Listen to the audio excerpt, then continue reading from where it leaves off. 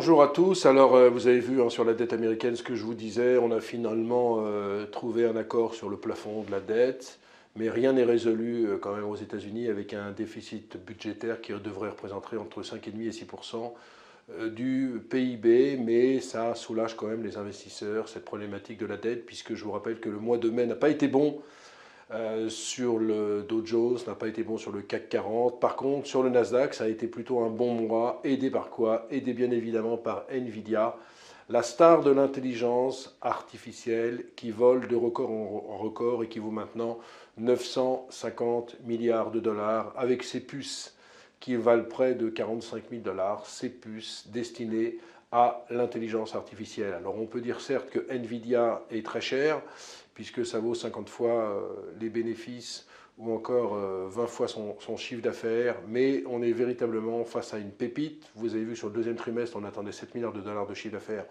On a eu 11 milliards et puis une rentabilité opérationnelle de l'ordre de 55%.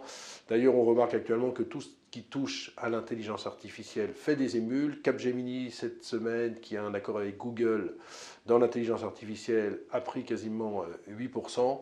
Bref, dès que vous parlez d'intelligence artificielle, vous avez des investisseurs qui ont peur de louper le coche, qui ont ce fameux FOMO, la peur d'être en retard sur leurs investissements et donc qui achètent ces valeurs. Et c'est pour ça qu'on a parfois, notamment dans le cas de Nvidia, des valorisations stratosphériques. Mais on est vraiment dans un monde, l'intelligence artificielle, où ça va très vite. C'est une véritable révolution, comme l'était d'ailleurs la révolution industrielle.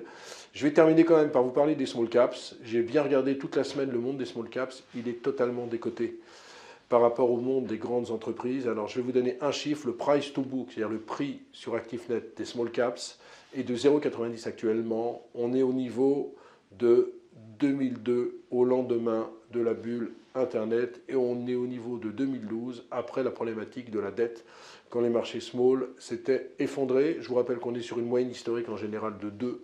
C'est donc qu'il y a une énorme décote sur les small caps actuellement. Quand on regarde les PE, les ratios, CAC 40, on est sur des niveaux de 14. Sur les small, on est sur des niveaux de 8.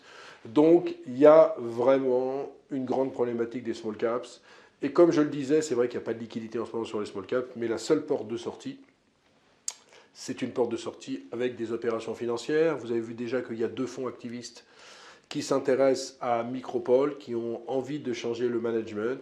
Micropole est une société de business intelligence qui ne fait pas grand-chose depuis de nombreuses années, et donc il y a certains investisseurs qui se disent que c'est peut-être le moment de changer l'état-major, de changer la stratégie du groupe. Donc il va y avoir de plus en plus de fonds, de sociétés industrielles, de fonds activistes qui vont venir dans notre monde des small caps pour essayer de secouer le cocotier.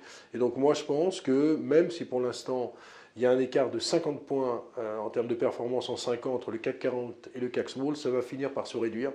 C'est pour ça qu'il faut prendre son mal en patience, mais ne vous inquiétez pas, il y aura de nombreuses opérations financières. Et moi, je sens quand même depuis quelques jours sur les small un petit peu de frémissement. Ça frémit. Vous avez des valeurs par exemple comme Calray, comme LDLC, où ça remonte, ça reprend 10% sur la semaine. Bref, je crois que vraiment, si vous prenez votre mal en patience, vous aurez de très belles plus-values à faire. En tout cas, nous, on va rester concentrés sur ce compartiment qu'on connaît bien, parce que c'est là vraiment qu'on peut faire les plus belles plus-values. D'ailleurs, je vous rappelle que les prix moyennes dans les opérations financières dans le monde des small, sur l'an dernier, et sur 12 mois glissants, est de 42%. C'est-à-dire que quand il y a une opération financière, il y a vraiment beaucoup d'argent à gagner. Voilà, excellente journée sous le soleil, excellent week-end. Profitez bien pour ceux qui sont à Roland-Garros. À la semaine prochaine.